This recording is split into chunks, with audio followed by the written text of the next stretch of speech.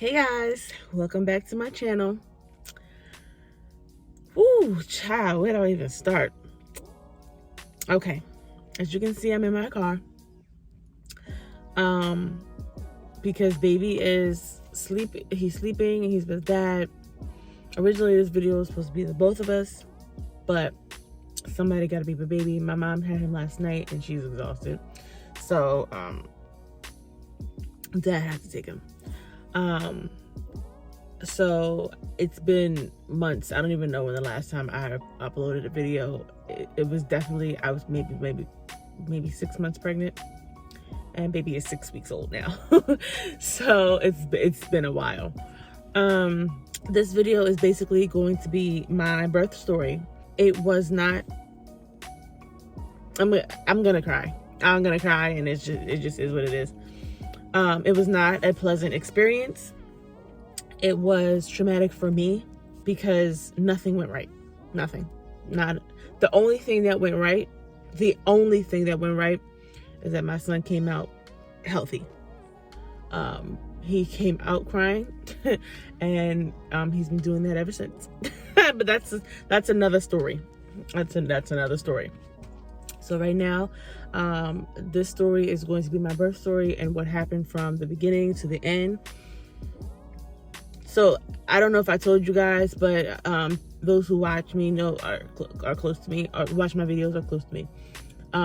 If you don't know, I was supposed to give birth at the birth center. I was supposed to have this wonderful, unmedicated, in the tub, serene, dim lights, got my gospel music playing. Basically the experience, the birth center, home birth kind of experience. Well, I didn't have any of what I planned. My birth plan went to absolute shit. And that's an understatement. So, start from the beginning. I made a video on Instagram, story on my Instagram stories. It was July 22nd, and I was like, get this baby out of me. I'm like, I was tired, I was exhausted, my body hurt, everything ached. If you're a mom, you know exactly what I mean. You're just over it after 9 months, So that evening around 5, and I've recorded that video around like maybe 2, I think. So around 5:30ish, I got a headache.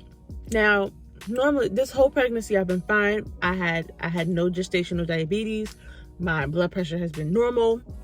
I was going to work all the way up until that day. Actually was supposed to go to work that day.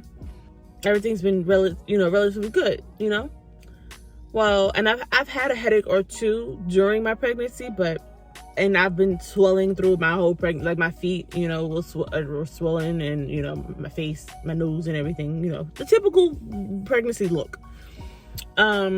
So I took my blood pressure because that's what I did often whenever I was swollen or like extremely swollen in my feet, or, had a slight headache. I took my blood pressure, and it's always been fine.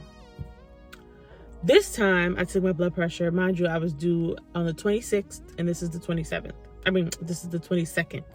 So, I took my blood pressure, and it was 150 over 98. And I was like, Jesus Christ. Excuse my nails. They need to be done. But anyways, it was 150 over like 98.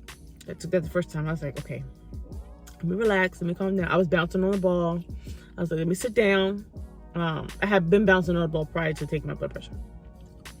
So I was like, let me sit down, relax, put my feet down, this stuff that you do to see, to get an accurate reading on your blood pressure. So I sat down for like a good 5 minutes, relaxed, took it again, 150 over 100. Like, okay. I waited again. I'm like, no, this can't be. This just not this close. I'm like at the finish line. I've been good this whole time. Please, God, no. Took it again after another 5 minutes, but now I'm already worked up. So took it again after another 5 minutes. 150 over. It was still the same, pretty much. It wasn't moving. I was like, okay.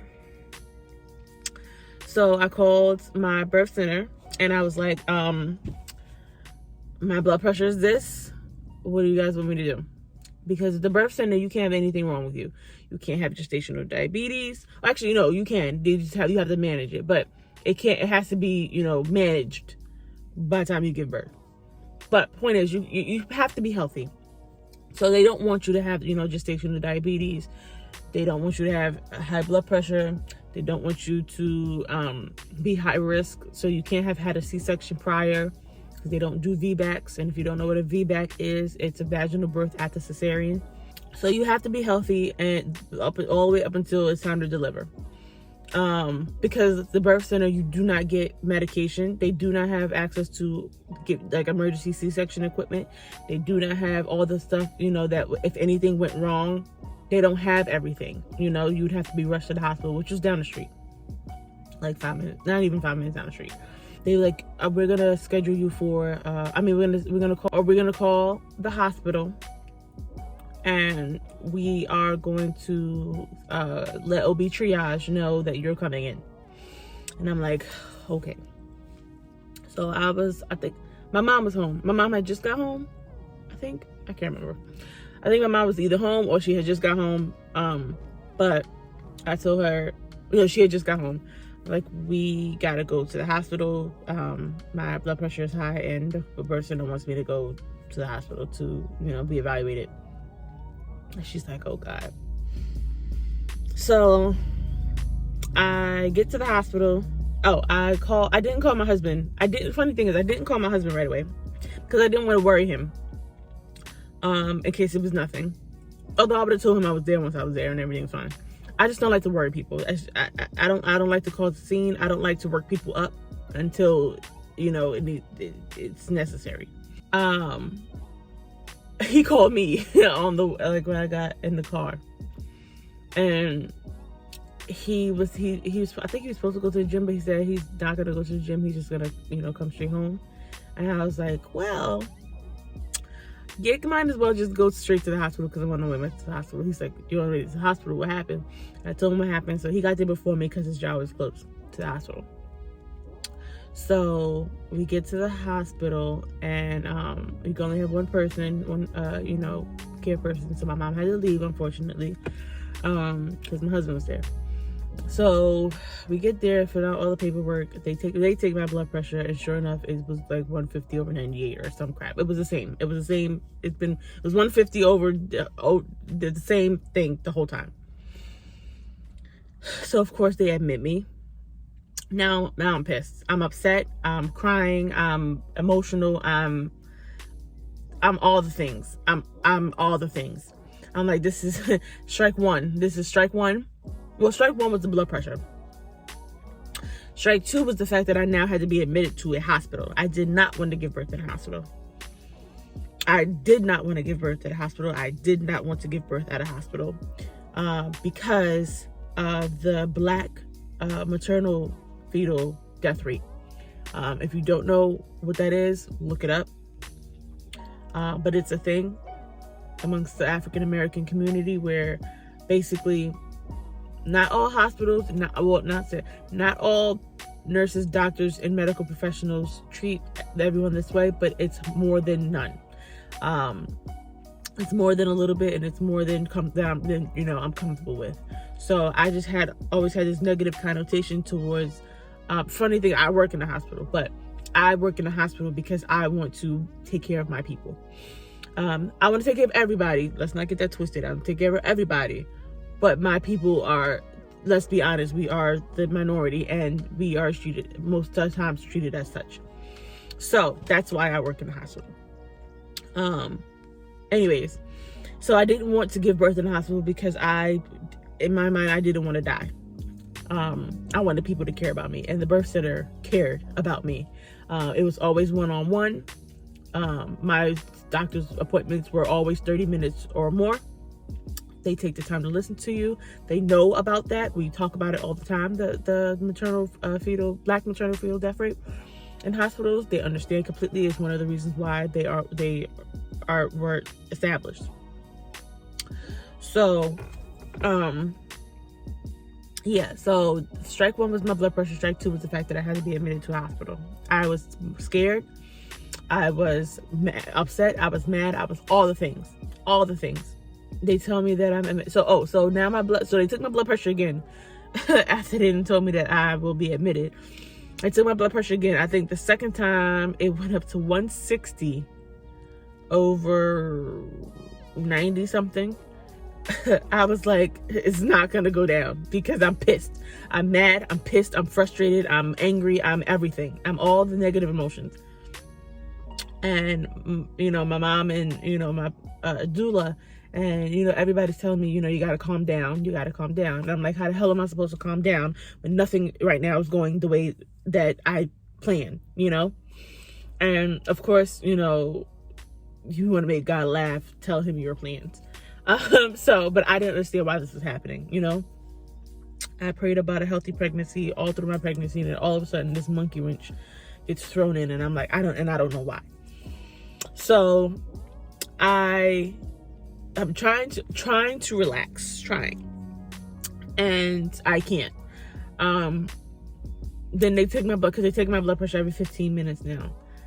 So now it's been 45 minutes, and my blood pressure, I think the highest my blood pressure went was like 180 over 90 something. And like, I'm like, how the hell am I supposed to calm down? I can't calm down. So they said, this is what calmed me down. They said, if you don't calm down, we will, if the blood pressure doesn't go down, below, because it has to be below 160, and below 90.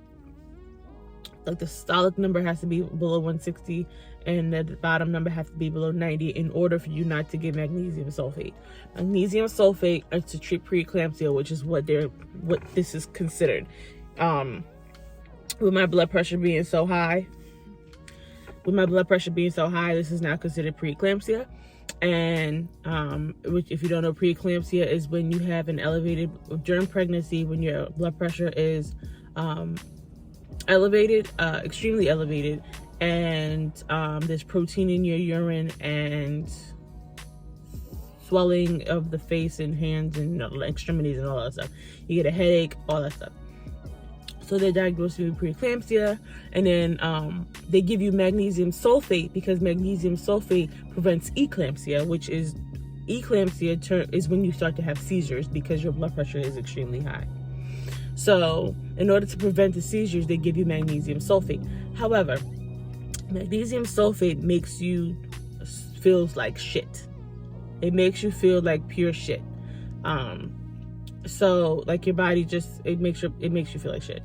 So and you're confined to the bed because of that. So I was like, okay.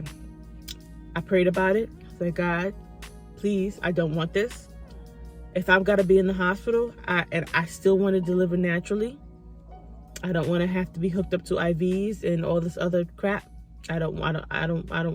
I had to be hooked up into IV anyway for normal saline, which I didn't want that either.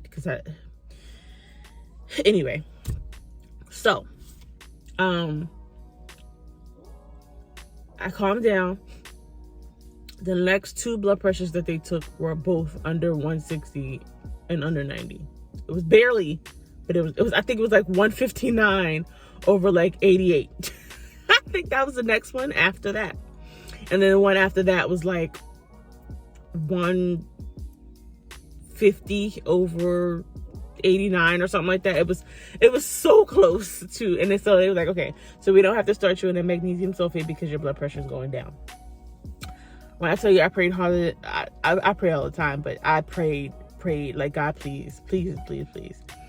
And I didn't have to get the magnesium sulfate at all. So now I'm admitted. I have to gown up, and everything like that. They take me into the room that I'm going to be in. A beautiful room. Lamar has some clips of, random clips of when I got up there. I'll insert those where it fits into the story. So not where we wanted to be, but God had other plans, right? Right, babe? Yeah, I have to trust that is the case. So right now she's in the bed at Christian. Oh, doctor coming in. So hello everyone. This is take 2 because I wasn't recording last time. So blooper reel. Lamar hit record. So that's Shanae. All right. That's the baby in there. Can you move your hands? Yeah. Baby's there. Foot's in bed. Didn't get a chance to show the room, so this is the room. And what'd you say before? It was pretty nice, right? And that's where they'll put the baby when baby is born, and they're checking him. Why didn't you tell me how this white stuff on my lips? I didn't see it. They have some chairs. It's a pretty big room. Big screen TV, but we ain't paying for that, so that's gonna stay off. And then back to Mama to be. Say hi to the people. Hi, people. It ain't what she wanted, so that's why she looks a little sad. A lot sad. This is completely. But what God say? Opposite. He got plans for you. Your faith is not fragile. My faith is not weak, but my faith gets stronger every time I speak. There you go. Lamar is now recording, because now, it's baby time. It's baby time. They're going to induce me, which I also didn't want. So strike 1 was the blood pressure. Strike 2 is getting to the hospital and having to be in the hospital. My body's not ready to give birth. I had no signs of giving birth at all. I had no signs of going into labor at all. I wasn't due until the 26th anyway, and then you could still be not due until you still got 2 weeks after that before baby decides if he wants to come or not. So I wasn't even close to going into labor at all. I was having like some pains, but I know I wasn't close to going into labor. But anyways, so they get me into the room. I'm all gowned up. I'm chilling. I got this stupid IV in my arm giving me normal saline. Luckily, my blood pressure was going down, and it had stayed below and it was in below 140s over in the 80s. So my blood pressure actually went down, and it stayed down the whole time. And I was like, okay, well, can I go home? But no, at this point I was already hooked up to everything and admitted and everything like that. So it was go time regardless. So now it's time to induce me. And the way that they did that is with a Foley balloon. What a Foley balloon is they insert a balloon catheter into your cervix. Now you have to be at least a centimeter dilated in order for the balloon to go in.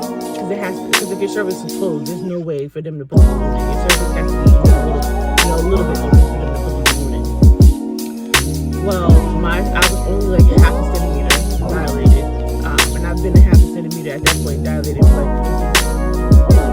since 36 weeks. I was a half a centimeter dilated, and at this point I was 39 weeks and a few days, so 3 weeks I've been half a centimeter dilated. When I tell you that was one of the most painful, if not the most painful thing, because like I said, I was only half a centimeter and usually about a centimeter for the balloon to go in and properly. She had to essentially dilate me herself. So she had to go in and open me up some more herself. It felt like it took years for her to do that. It only took about 5 minutes, but that was for her to be in my cervix trying to open it. So painful, and then shoving something up there. So yeah, so finally the balloon's in. Of course I was bleeding.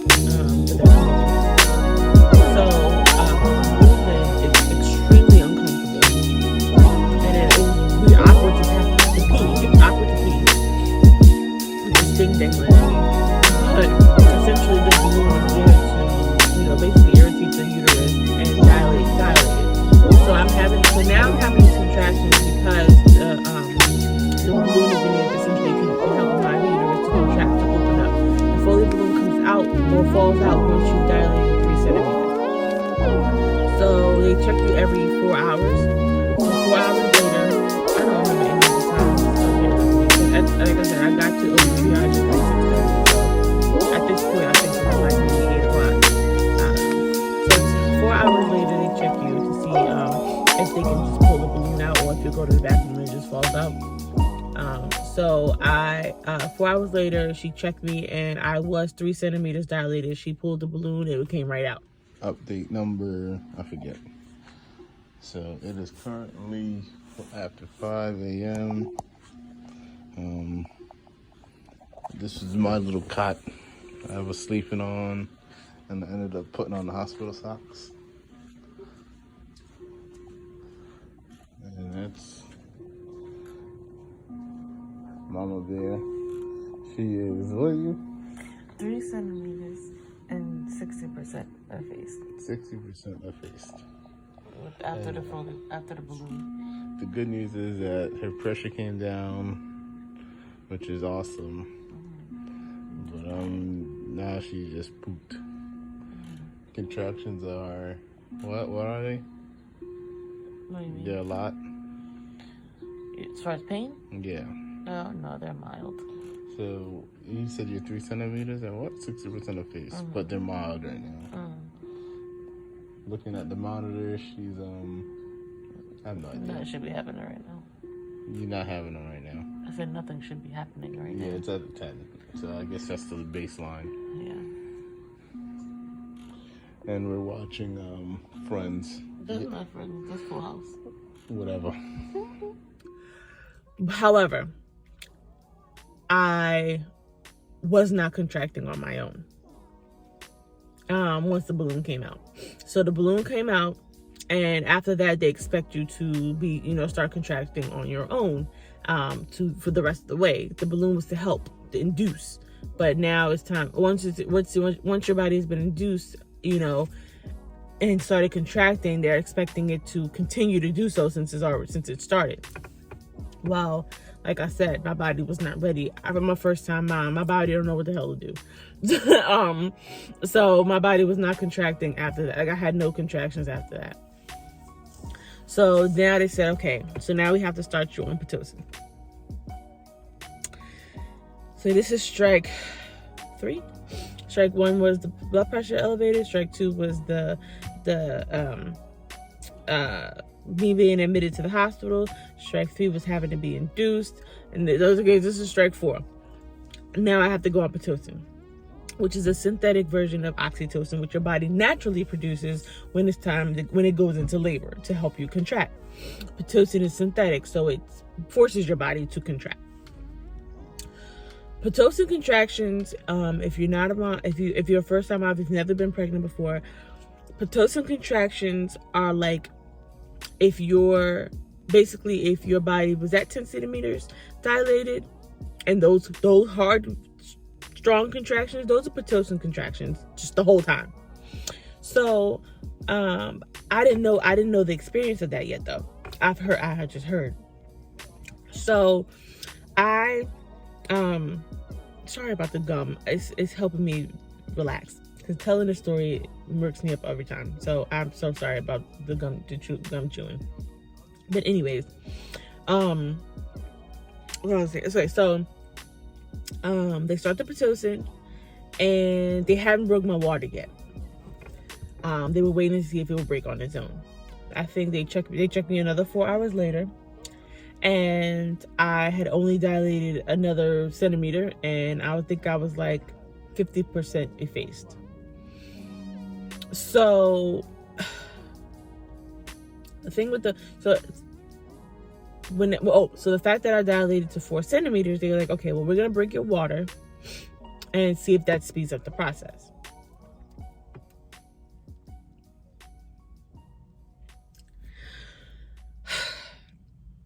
The Pitocin contractions were not that bad before they broke my water.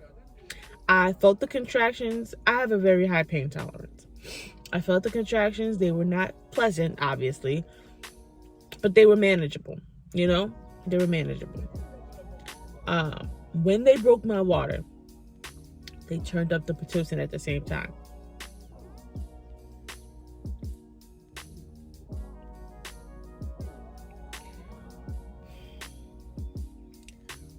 When I tell you, I'm gonna cry just thinking about it. When I tell you that those contractions were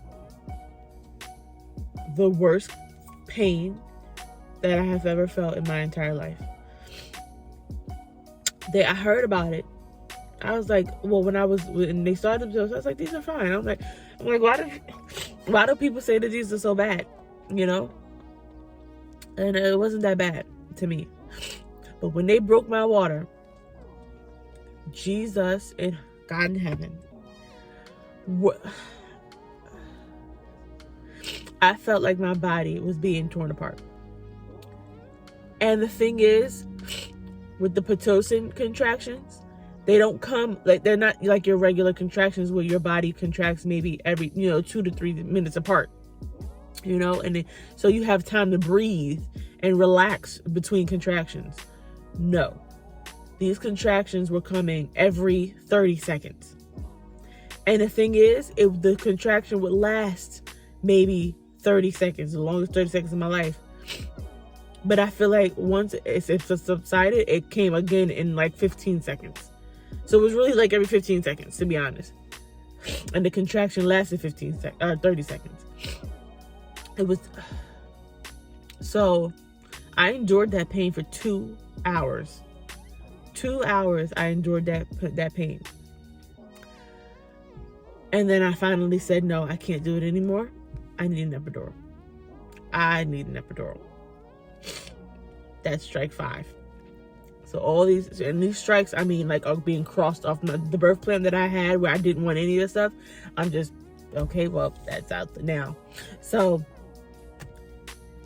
now I have to get an epidural because I have a pain tolerance. I dealt with that pain for 2 hours and I was dying. I felt like I was dying. And I finally said, I can't. I think the Pitocin got up to like 8 or 10. And I was like, no, ain't no way. I will pass out from the pain if I have to do. Nope. So now I have to get an epidural. Imagine having to stay still. Imagine having to stay still with your back slumped and sitting on the edge of the bed and having to stay still during the worst pain of your life to get an epidural because you don't want anything to happen. You don't want to get, to him to hit the wrong part of your spine and then you're paralyzed forever. So you have to stay so still. Can you imagine having to stay still while you feel like your insides are being torn apart? Obviously, I stayed still. Lamar was in front of me and I just was gripping his stomach. I was like, mind you, I had nails. My nails were relatively long. These are my nails. That's one of the good things about pregnancy. And even after, my nails grow really fast. I was on his stomach because he was holding my shoulders to keep me still. And the only thing I could move was my hands so that I didn't move the rest of my body. And I was just like this. On his stomach. And he was like, stop scratching me. I'm like, look, if I gotta deal with this, you gotta deal with this too. I'm so sorry. And then he couldn't move to get me off of him, so he had to endure the pain of me doing this to his stomach while I was getting this epidural. The epidural itself, it didn't hurt that bad, but it was uncomfortable. It was very, very uncomfortable and a little bit painful, but not as painful as the contraction. So like one outweighed the other. So finally I get the epidural and it took like maybe 5 to 10 minutes to start working. Epidural is going. She's doing great. I'm saying those Pitocin contractions are the devil. So the medicine, Pitocin, Oxy, whatever it's called, is hurt, painful. They're not regular contractions. They're terrible. I'm pretty sure the contractions I was having was supposed to be the contractions I have at the end. So you're saying it was your natural contractions and Pitocin at the same time, or? Like, I feel like it was double. That was double. Yeah.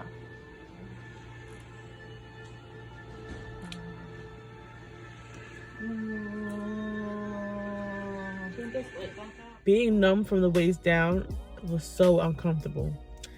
I think I dropped my little call thing, my call bell, and I just had to reach, scoot up in the bed to reach for the cord just to get it back up.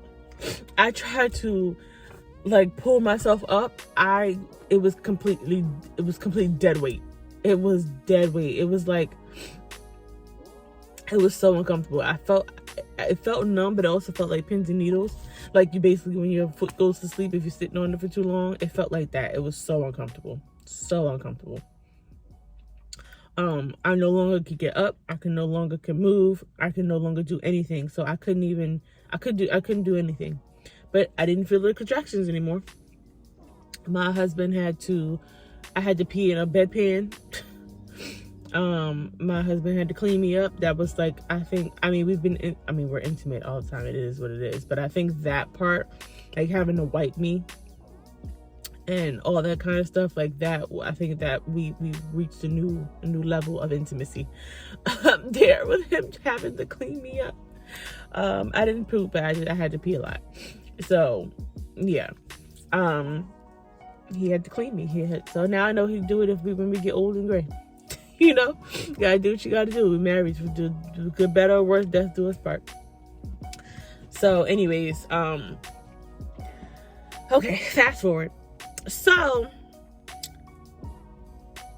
here comes the part. This is the whole part. All of it was emotional and traumatic for me.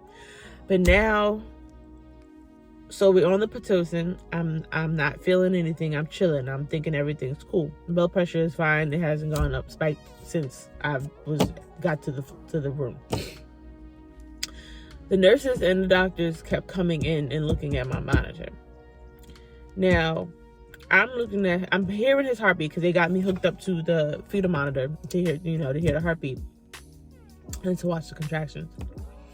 My contractions are not that strong, but they're happening every so often. They're happening just as much as they were happening before. I just couldn't feel it anymore. So the nurses and a doctor or a resident or two were coming in a lot more frequently than because it's usually every 4 hours unless I call them. They were coming in a little more frequently than that. And they can see the monitors outside, but they will come inside to see what I was doing or whatever the case is, ask me, am I okay? I'm like, yeah. So they came in one time and they were like, we're going to stop the Pitocin and see if your body can, finish contracting on its own. And then I wasn't thinking about anything. I'm like, okay. I'm still seeing his heartbeat. His heartbeat was steady at in the 140s. And I'm like, okay, he's doing fine. His heartbeat's fine, everything's fine. But they wanted to turn off the Pitocin. So I was like, okay, cool. I'm cool with that. They turned off the Pitocin. They wait a while. I stopped contracting. My body just stops contracting. So, they restart the Pitocin. And of course, my body's gonna start contracting again. So my body starts contracting again. They finally come in, and a doctor, a resident, and two nurses come in, and they were like, okay, so baby's not liking the Pitocin. He's not liking it. They told me that his heart rate is too steady. It's not doing variable they wanted to do, and he's having late decelerations, which is why they stopped it the first time, which they didn't tell me. But I put two and two together once they told me that time. I was like, okay, well then that's why y'all stopped it the first time. And they're like, at this point, that's why we stopped it the first time, and that's why we're wanting to stop it again and see if you can contract on your own, or what do you want to do? The hospital that I was at, they're not big on C-sections. They don't want to do them unless it's absolutely emergency. However, this is technically an emergency because he's having late decelerations. And what late decelerations are is the baby is stressed out and they are losing oxygen every single time you have a contraction. And my contractions were frequent. He was getting stressed out every time I had a contraction, which is no good. So now I'm like,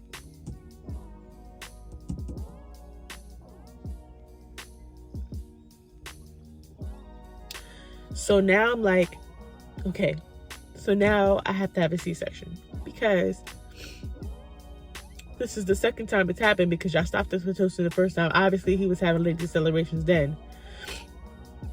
And he's having late decelerations now. So I don't want to chance it. I didn't even have, it has been a few hours. I didn't even have them recheck me again because it wouldn't make any sense. It wouldn't make any sense. Even if I could have been 8 centimeters. I could have been, 100% effaced. Because I think the last time they checked me, I was still 4 centimeters, but I was like 80% effaced. So this time I could have very well been maybe 6 or 7 centimeters and, 100% effaced for all I knew. But I didn't want to be selfish and say, no, I don't want a C-section. I want to have it vaginally. And then something happened where I'm having all these contractions. He comes out and he's not breathing. Or he's lost too much oxygen and now he has issues, with his brain or whatever the hell because he's lost too much oxygen. So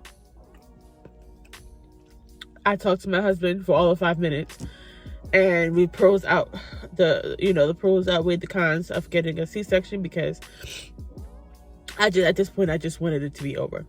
Everything that went to shit anyway was one more thing,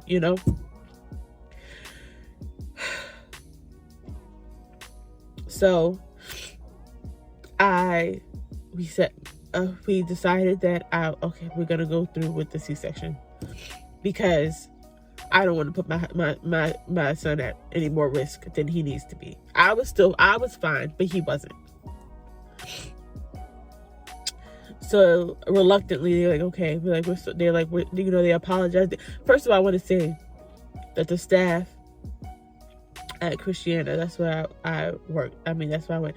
The staff was amazing. It helped that I'm a nurse too, and I made that known. I shouldn't have to make it known that I'm a nurse in order to get treatment, which I don't think that's why, but I feel like that really helped. I knew what I was talking about. I knew a lot of information. So I feel like that helped with, the better treatment too. But I have nothing bad to say about the staff at Christiana. Not a single thing. I was very well taken care of. Very well taken care of. Even postpartum, I was very well taken care of. But anyways, and my 2 friends worked there. They happened to be working that night, so they took care of me too. But anyways, so my Lamar was so distraught about it because he was scared.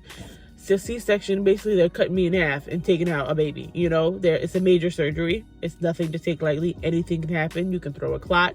You can, that can go to your heart. You can die. I don't know who has seen the Netflix movie Fatherhood, but that can happen. It's a major surgery where there are so many risks involved. So Lamar was like in shambles, scared that something might happen. So it's go time. We have to do C-section. Not the plan, but gotta get them out.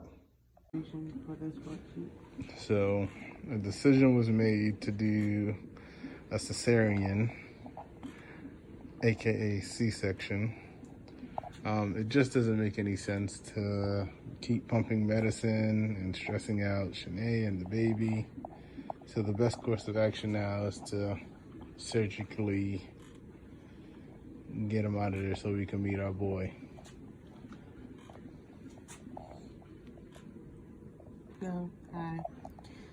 Nothing has gone the way it's supposed to go. Everything has gone the way it's supposed to go, if that makes sense. It's not going according to our plan, but obviously God has other plans for us. Yeah. So the plan is now in the big man up above. Hands. And he's doing what he's supposed to do. Yeah. We are essentially the tail. He's leading us. Mm-hmm. So, put the camera on me. I got my scrubs on. I might have to change my career. I'm good at scrubs. Got my hat, my fishnet, and my mask. I'm supposed to get little booties, so that's coming soon. Yeah. But that's it. So, put on the clock. So, today is July 23rd, 2021. A little bit before 12, so hopefully, depending on surgery time, he's here on the 23rd, the day of your mom's birthday. Yeah. Which is nice. Yeah. So I don't have to remember. I remember my son's birthday, so it's your mom's birthday. He might come. It might be after 12 because, I mean, he's not going to come out in 45 minutes. They're not going to get me prepped in 45 minutes. So we decided on a C-section. They got me prepped and ready to go and into the OR in like literally 15 minutes after I said yes to the C-section. We get in there. They put me on the table. Put all the surgeon was very nice. He's funny. All the nurses and the nurse anesthetist and everybody that works in the OR, fabulous people. They made me feel really good. They made me feel really comfortable. They made Lamar feel good. They made him feel comfortable. Getting a C-section, I mean, they strap you down. You're on the table. I had an epidural already, so they just had to up it because now they're about to cut me open. So now they had to turn up and give me a more stronger version of the epidural to numb me from the waist down. It took a minute for that to work though, because he kept asking me, do you feel this? And I was like, yes. Do you feel it? I'm like, yes. Eventually he's like, do you feel this? I'm like, feel what? So he's like, okay, we're ready to go. So I don't know, my body has a really high tolerance to pain medications too. Like I don't really take medication. I don't take anything. I don't like taking medicine at all. I like my body to naturally do what it's supposed to do to heal me. I do not like taking medicine. Which is why I wanted to go through the birth center route and do an unmedicated birth. But anyways, so they strap you down, literally like you're on the table flat, and they strap you one arm here and one. Ooh. They strap one arm down and one arm here, so that you don't, move and touch anything or try to touch anything like as a reflex. So. I felt so claustrophobic because I have big boobs. So to lay flat like that, mind you, my big boobs were bigger because I was bigger. And I had the stomach. So everything is like pushing on my esophagus is what I felt like. My tongue was numb, which is a side effect of the anesthesia. My tongue was numb. So I felt like my tongue was falling in the back of my throat, which is constricting my oxygen too. And then my boobs were all of my, oh my God, it was terrible. It was so bad. I felt like I couldn't breathe. I started to panic a little bit. And they were like, do you want to up the anesthesia? It'll make you sleepy. And I'm like, no, I don't. I want to know what's going on. I want to know everything. And Lamar didn't want me to fall asleep either. Every time I would close my eyes, he was like, open your eyes, talk to me, open your eyes. I'm like, I'm so exhausted at this point. I tried, but eventually, I told him, I said, up the anesthesia. I can't do this anymore. Because although they numb you from the waist down, you still feel a lot of pressure. You don't feel pain, but you feel the pressure of them, cutting and moving and like you feel all of that. I felt everything. It just wasn't like a sharp pain, but it was very uncomfortable. Like, it just feels like somebody just moving and mushing and wishing and just all in your body. I felt that. I don't know if you're supposed to, but I felt it. And like I said, it wasn't a pain. It was more like a severe discomfort. Finally, Lamar said I was in and out, and I was, because I don't remember half of what happened. But I do remember I did I guess, wake up. And I felt them pull him out, and he started crying immediately. And all I could do was thank God. Thank God. I said, thank you, Jesus, about 50 times.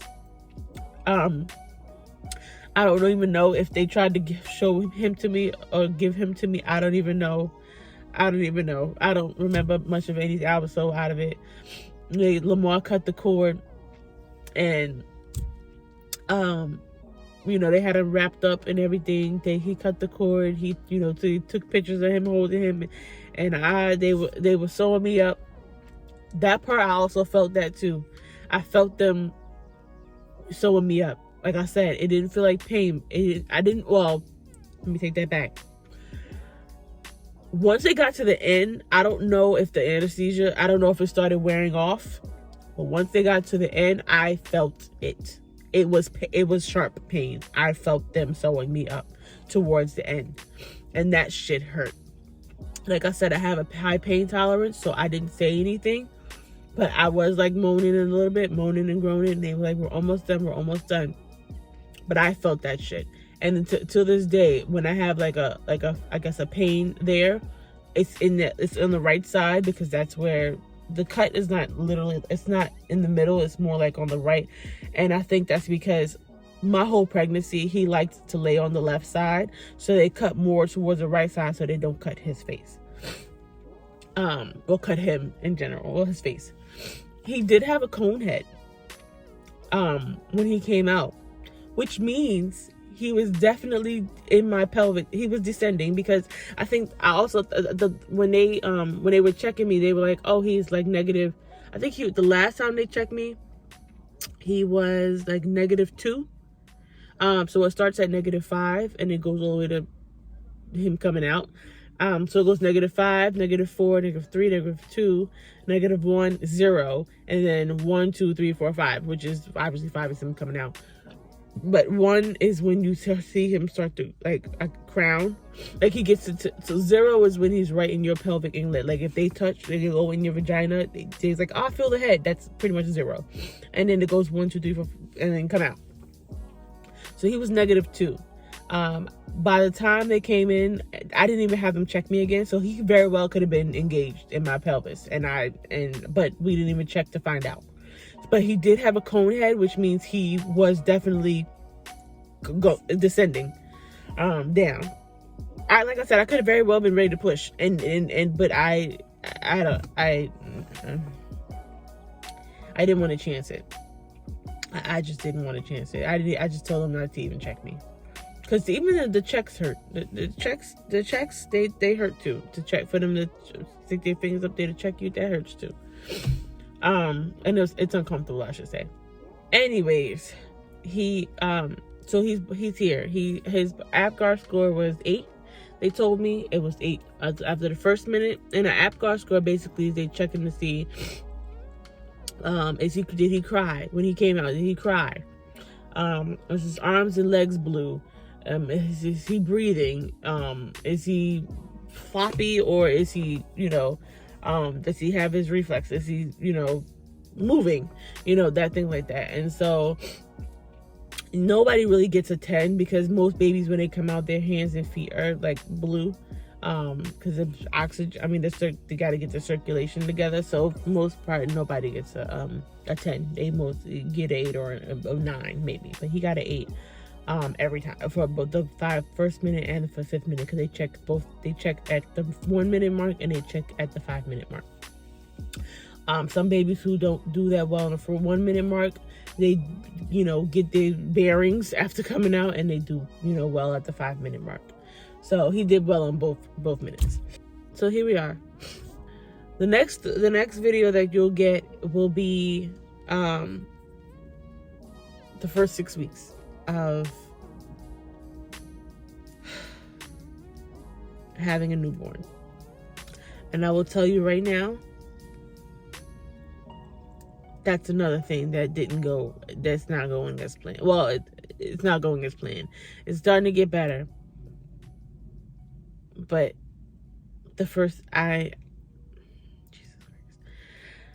that's another story, which you will get soon. It is currently 9:37 in the morning. I woke up at 6:30 this morning to take a shower and get myself ready because because he was sleeping, I knew if I didn't do it now, I would never get to do it. Because I barely take care of myself.